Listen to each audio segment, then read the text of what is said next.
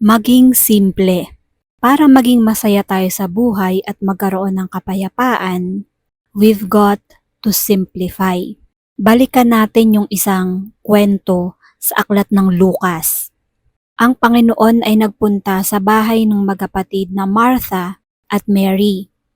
May kapatid silang lalaki na si Lazarus at sila'y matalik na kaibigan ng Panginoon.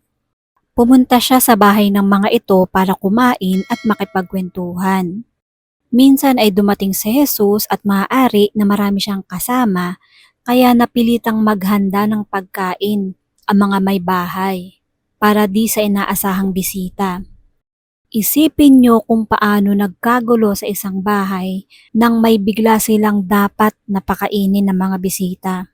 Di tulad ngayon natatawag ka na lang o kaya i-order sa mga fast food para may ipakain ka sa iyong bisita o kaya naman ay may stock ka sa iyong refrigerator. Nung panahon ni Jesus, walang ganon. Walang Food Panda, walang Grab, walang ref, walang Frigidaire. So naghanda si Martha at pagod na pagod siya sa mga pangyayari sa kusina. Nakahalata siya na hindi siya tinutulungan ng kanyang kapatid na si Mary, na nakasalampak sa sahig at nakikinig sa pagtuturo ng Panginoon. Hindi nakatiis si Martha at dahil close nga sila ni Jesus, lumabas siya at sinabi niya, "Okay lang po ba sa inyo na yung babaeng yan ay hindi tumutulong sa akin?" Ang tinutukoy niya ay ang kanyang kapatid na si Mary. Kay rami-raming dapat ihanda, dapat lutuin, hiwain, o kaya ay mga dapat iprito, o kaya ay kailangang magkudkod ng niyog para sa gata. Pero si Mary, hayon at nakasalampak sa sahig, hindi tumutulong dahil nakikinig siya sa Panginoon. Ang sabi sa Luke 10 verse 41 to 42, ngunit sinabi ng Panginoon sa kanya, "Martha, Martha, nababalisa ka at abalang-abala sa maraming bagay. Ngunit iisa lamang ang kailangan. Pinili ni Maria ang mabuti at ito'y hindi aalisin sa kanya." Hindi naman ibig sabihin nito na laging maganda yung mga tumutulad kay Mary at nagpapatay mali siya tuwing may trabaho. Katamaran na yon. Ang sinasabi dito ni Jesus, many things are not needful. Minsan namamroblema tayo sa mga bagay na hindi naman dapat problemahin. Masyado kang maraming pinoproblema. Kung walang pagkain, edi wala. Pumunta-punta dun yung mga bisita, walang pasabi, wala pa namang text o tawag noon, di magtiis sila sa kanilang nadatnan. Kung ano na lang ang mayroon sa inyong bahay, di ayun ang ibigay. Bakit kailangang masyadong i-elaborate ang mga ihahanda?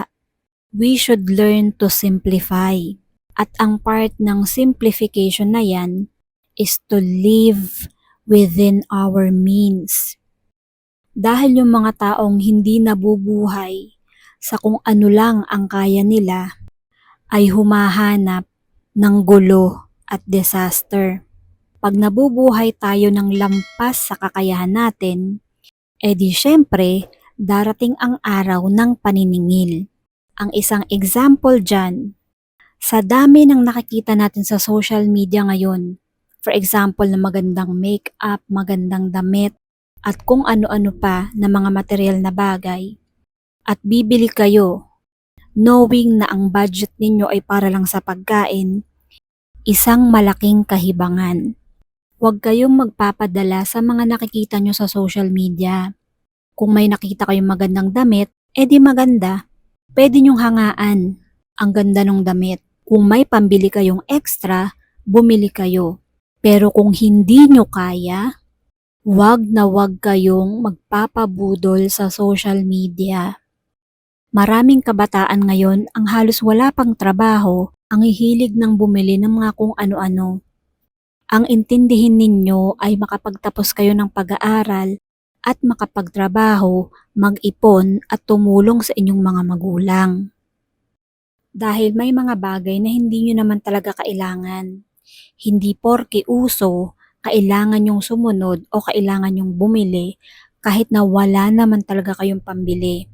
Magkakanda utang-utang kayo at in the end, Wala naman talagang pakialam yung mga tao kung ang sinusuot nyo ay signature, kung bago ang sapatos nyo, bago ang makeup nyo, may pilik kayo o wala, o may blush on ba kayo o wala. Huwag tayong mag-conform sa kung ano ang nakikita natin sa mundong ito. Dahil ang karamihan dyan, hindi naman talaga natin kailangan. Palamuti lang. Piliin yung gastusan yung inyong mga needs kesa sa inyong mga wants. Balik tayo dun sa ating kwento. Kung ang kaya nyo lang ipakain sa inyong bisita ay saging o saba o kaya ay tundan, edi ayun na lang ang ihain nyo. Alangan naman mag-demand pa sila, sila na nga itong pumunta ng walang pasabi sa inyong bahay.